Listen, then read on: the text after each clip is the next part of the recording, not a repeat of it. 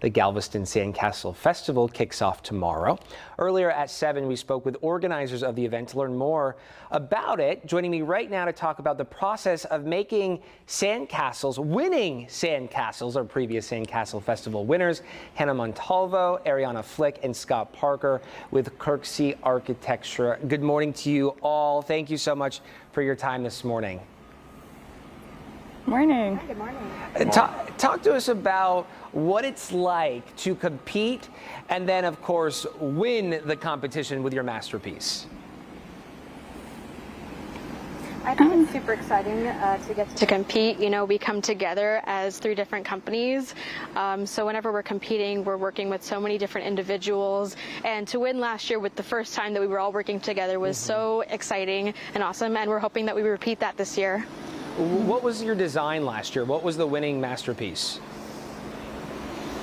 Our winning masterpiece last year, it was a retro throwback to the 90s. So we did it's a Bug's Life with a 90s spin of MTV Cribs.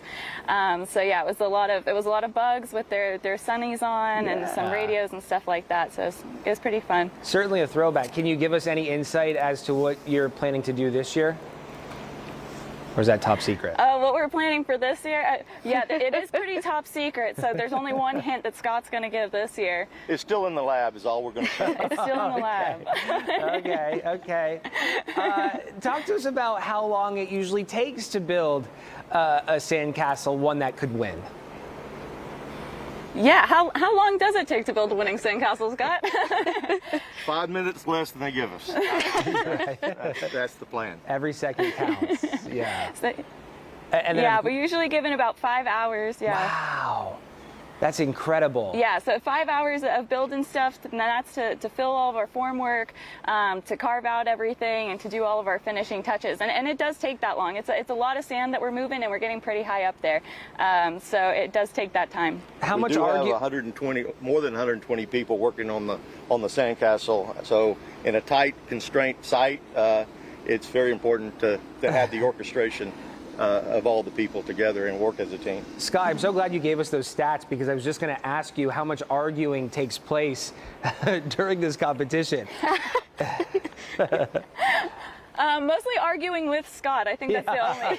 That's the contractor-architect relationship. Yeah, luckily, since our contracts and engineers and architects all coming together, we're pretty used to working with each other day to day and arguing. So it's nothing more than we deal with in the office day to day, and it's all done with love. So it's just fun to be out here and work with each other on something that's a little less high stakes than usual. So it's always a fun time. Just reflective of the real world. We can understand that. We got that. We so much appreciate you all joining us this morning. Good luck, best of luck. Lather up in SPF, that's for sure. It's going to be a hot weekend out there. Stay hydrated. Thank you, Hannah, Ariana, and Scott, for your time. We do appreciate it.